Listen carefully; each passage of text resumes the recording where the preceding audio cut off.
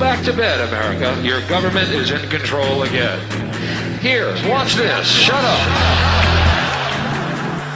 You are free to do as we tell you. You are free to do as we tell you. Again, I'm Neil Franklin, currently the Executive Director for Law Enforcement Against Prohibition. And again, real quick, we're an organization of former and current, most of us were actually drug warriors, man. We were out there making the arrest and serving the search warrants and, you know, all that stuff that goes on under the umbrella of the war on drugs from a law enforcement perspective. And so, you know, we're a global nonprofit organization, and we partner with many other organizations like NORML, MPP, Marijuana Policy Project, Drug Policy Alliance, SSDP, Students for Sensible Drug Policy, great partners of ours, and many, many more. I do encourage you to take a look at our website, which is pretty easy to remember, copsaylegalizedrugs.com. That should be one to remember. Anyway, so we primarily have a speakers bureau of about 150 of these law enforcement folks who go around and advocate, educate people regarding the failure of our current drug policies and the dire need to move into new policies, health-centered policies of regulation and control. And we'll talk a little bit about why we do that. I mean, the war on drugs, drug prohibition just permeates every part of our society. So many different parts of our society. Many parts. So many parts that many people don't realize how they are personally affected by this. So how did I get to this place? I mean, because I spent over 33 years in law enforcement, where most of that law enforcement worked undercover, you know, buying drugs from people, locking people up. I managed multi-jurisdictional drug task forces, commanded the training division for the Maryland State Police and Baltimore Police Department. I'm from Baltimore, by the way. Very interesting town. Baltimore is just a small Philadelphia. That's all it is. It's a small Philadelphia. We only have 650,000 people compared to. Wow. So we have many of the same issues that are here in Philadelphia. So I spent a lot of time as a drug warrior, former drug warrior, and you know, I thought that the work that we were doing in law enforcement, arresting people under the umbrella of the drug war, mainly for possession of drugs, not for the violence, not these big-time dealers, you know, that had these massive organizations and, you know, had their hitmen and, you know, their enforcers going around doing their, you know, their dirty work. Most of the people, by far, that we arrested, non-violent drug offenses, and of those, most of them were for marijuana. And any of you guys seen The Wire by any chance, the HBO series The Wire? Yeah, man. I need to explain this piece to you because this is the only piece of The Wire that's kind of like really not true. Everything else, other than what I'm about to tell you, pretty much is. The community of Amsterdam, although a neat concept, what that really was an embellishment of Mayor Kurt Schmoke's needle exchange program that he had back in the 1980s, in the late 1980s. A needle exchange program back in the late 1980s was just that controversial back then. It's not today, thank goodness. Back then it was.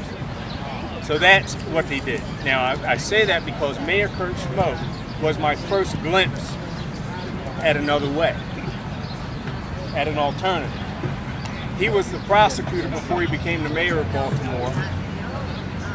And as the prosecutor, he had to listen to an audio tape of a narcotics detective being gunned down in an apartment. Marcellus Ward was his name. He and I worked undercover at the same time. Not on the same team, different agencies, but we all worked in the same circle. When he became mayor, he didn't realize, after meeting with his health commissioner, he's got a serious problem on his hands. And it was AIDS, it was on the rise, and hepatitis C was on the rise. And his health commissioner, Bielenson, said to him, he says, well, that's because of intravenous drug use. So now he's starting to put this stuff together. And that's when he said, and he went down to D.C. at a convention of all the mayors where he addressed all the mayors and he said, we need to look for new drug policy. What we're doing is not working. And that gave me my first glimpse into a different strategy. However, it wasn't quite enough to get me to make that turn. It got, I started the ship, but then I went back to the same old crap that I was doing before. Locking people up, running task forces. It wasn't until I retired from the Maryland State Police, went to work for Baltimore. It was 10 months after that I'm home late one night and I get a phone call in the middle of the night. It's from a mutual friend of a Maryland State Police undercover narcotics guy. His name was Ed Totley. This mutual friend of mine and Ed Totley was calling me to tell me that Ed had been shot. When she told me that, I knew exactly what it was. You see, because just a couple months earlier, Ed was telling me about a case he was working. He was working with the FBI in Washington, D.C. on a task force buying cocaine. And Ed was telling me about this case that he was working, buying from a mid-level drug dealer. Ed had worked many cases for me before when I was a commander there. And when I heard the news, I knew that it was that particular case. Sure enough, it was. So I get in the car with my wife and we head down to D.C. to the hospital in Prince George's County. And when I pull up, man, it's just a sea of police. I mean, they're just everywhere, all outside, within the hospital. Ed had been working undercover for about 14 years, and he was loaned out to just about every major police department in the Washington metro area, because that's how good he was. So he had tons of friends. As a commander, when I walk in there, first thing when I walk in the door, I'm met by some folks, and they tell me that he had already died. And so I go talk to his wife, and luckily his kids aren't there, but I'm talking to his wife and his parents. His parents are there.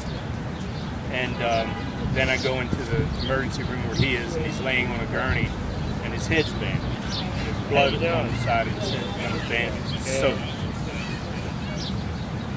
And so I'm asking, so what happened? And he said when he pulled up to the curb to drop the guy off to go in to get the drugs, and he didn't know what house it was, he went around the corner. But anyway, he comes back, as he's done many times before. But this time, for whatever the reason, the details of the reason, the guy wanted to keep both the drugs and the money. We know the reason. The reason's money.